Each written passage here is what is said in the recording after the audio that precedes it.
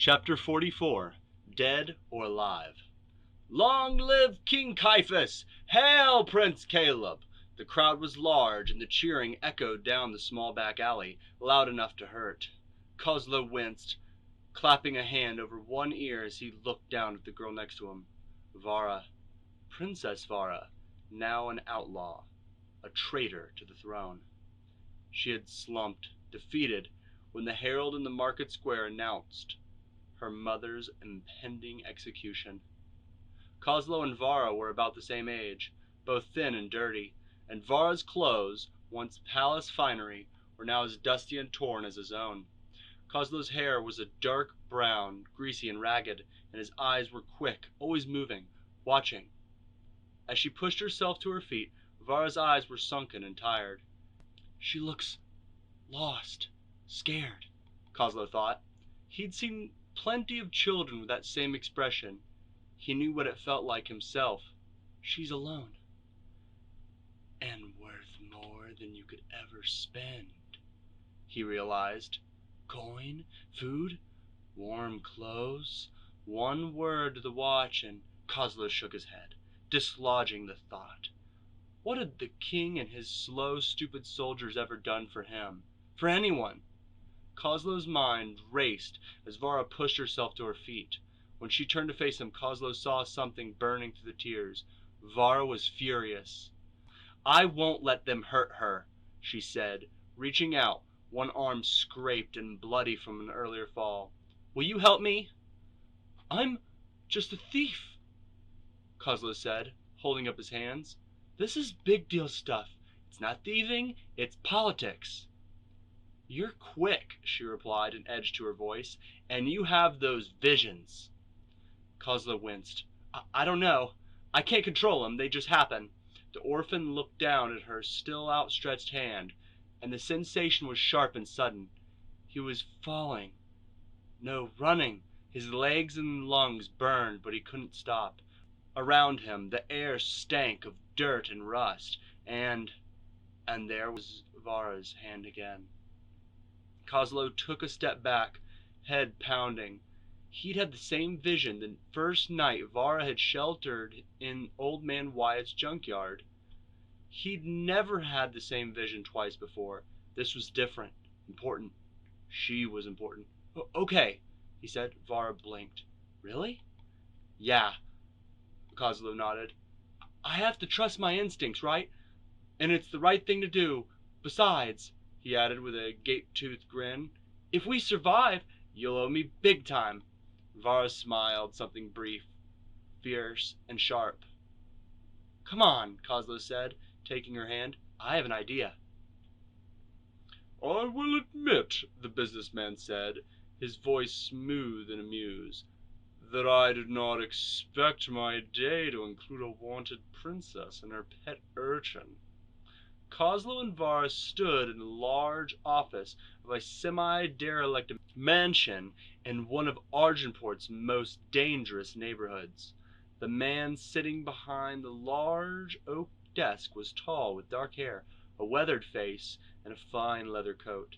The high-collared shirt he wore beneath was a crimson silk, and the polished grip of a pistol protruded from his belt. But you did agree to see us, Vara shot back, her arms crossed. Next to her, Coslo scowled. Dizo nodded. I was curious. Why come to me? Coslo took a step forward. Rumor has it that the Cabal can get in and out of the Spire dungeons. If that's true, we want in. To speak with the former queen, no doubt, Dizo said, raising an eyebrow. If I did so... Okay, starting over, if I did. 3, 2, 1, go. If I did have such information, it would be costly. I'll pay, Vara said immediately. Dizo chuckled. And how exactly?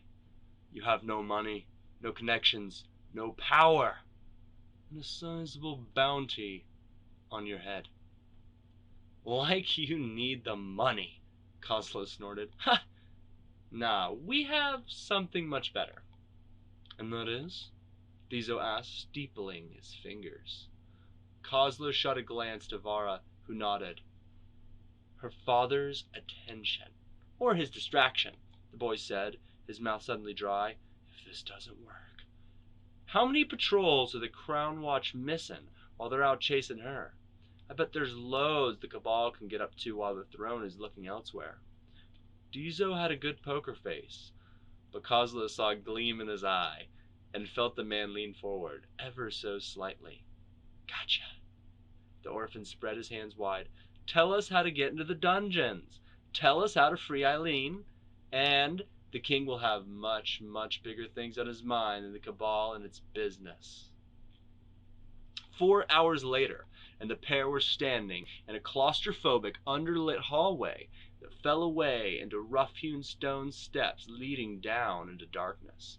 Dizo's instructions had taken them through the sewers, winding their way beneath the city until they had found a well-concealed doorway, hidden in a rocky, slime-covered wall. I can't believe that worked, Vara said as the door shut behind them. These are the dungeons. Been here before? Coslo asked distractedly, craning his head to peer into the shadows. Once, Vara replied. My father wanted to show me what happened to people who challenged his authority. Coslo shuddered. According to Dizo's sources, Eilyn was being kept on the lowest floor. Without another word, he and Vara turned and descended into the dungeon beneath the spire. They moved quickly, stopping to listen at every doorway. The descent was slow, and Coslo could feel Vara's frustration building. Once, as they crept down a long, empty hallway, Coslo went pale. The warmth of firelight and the smell of tar and leather, and quickly pulled Vara into one of the abandoned cells as a soldier in heavy mail rounded the corner ahead. The guard's gait was unhurried, and the pair pressed themselves into the dark corners of the cell, Coslo fighting to keep his breath quiet and steady. After minutes that felt like an eternity, the guard passed, and he exhaled. That was close, Vara said, her voice barely above a whisper. Did you see that he was coming? Coslo nodded. The vision had been brief, but it had given him a moment's warning. But why would a guard be down here so late? He thought as they slipped back into the hallway. In front of him, Vara gasped, freezing in place as a low laugh rolled through the cells. In the hallway ahead, between them and the stairs down to Eilyn, stood a tall Umbran with glowing eyes. His robes were simple, but pieces of ancient burnished copper hung in the air above his shoulders and head like armor. Little Vara, he said, the words carrying through the still air. You, she hissed, eyes wide. Out of the corner of her mouth she whispered, my father's advisor. Coslo twitched his hand, and a small knife dropped from its hiding place in his sleeve. He took 2 steps to put himself between the Radiant and the girl, gesturing with the blade. Just keep moving, mister, he said, trying to keep his voice steady. We don't want no trouble. Trouble? The Radiant asked. His eyes flashed, and Coslo yelped as the knife turned to dust and fell through his fingers. This is bad. Why didn't my visions warn me? Coslo thought. Before he could move, he felt Vara step up beside him. She met the Radiant's gaze, and the shadows seemed to darken around her as she said, I am going to free my mother. You can't stop us. The Radiant's lips peeled back in an alien grin. No, I don't think I will, he replied. Your resolve is impressive, but I do not require someone like you this time. I shall watch your little rebellion with interest. Robes rustling, he strode past them.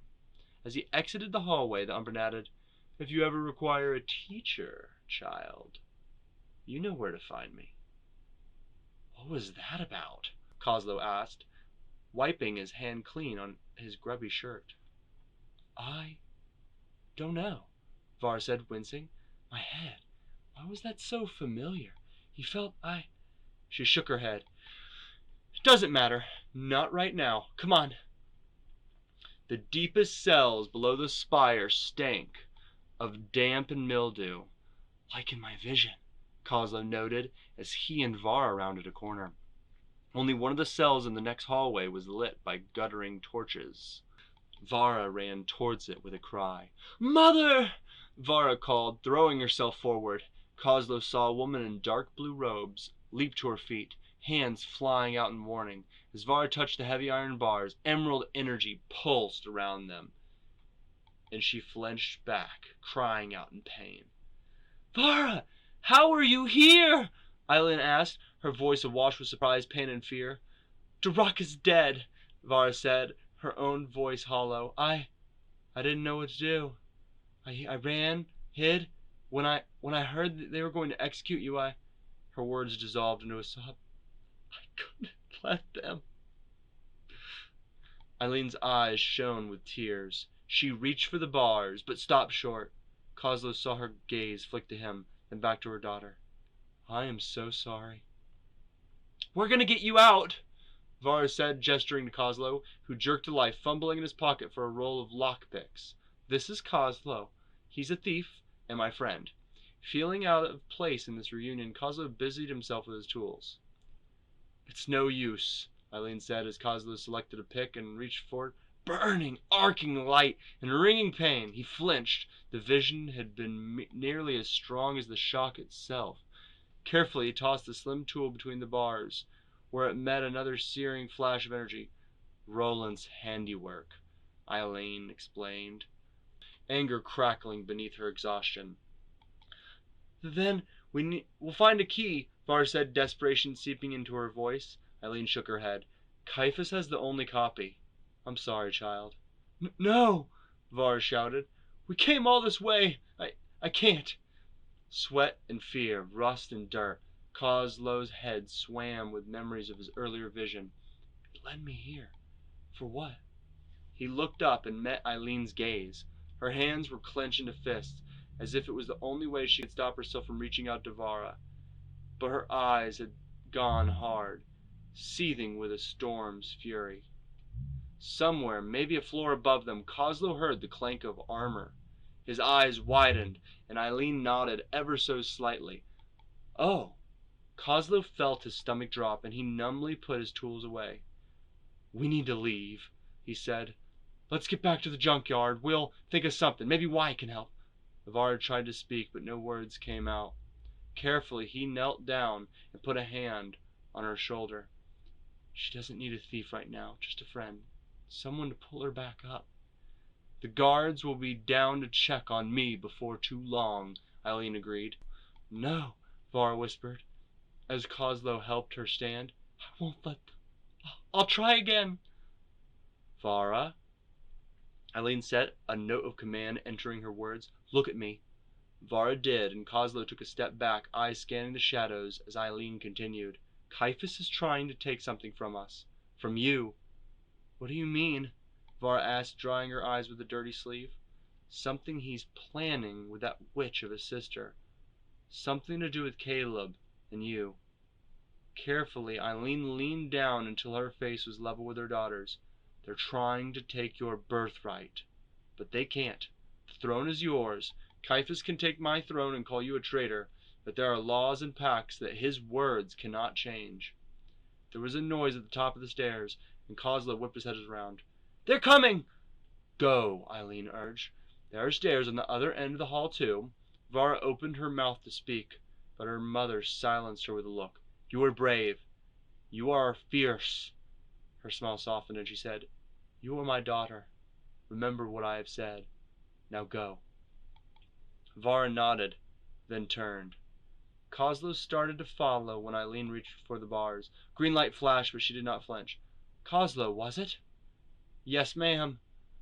"Look after her. Help her if you can, please." Coslo looked up at the Queen, then ducked his head. "I will." Then he turned and hurried to catch up with Vara as they returned to the junkyard to lick their wounds. Caiaphas' grand festival and Eilyn's execution were less than a month away.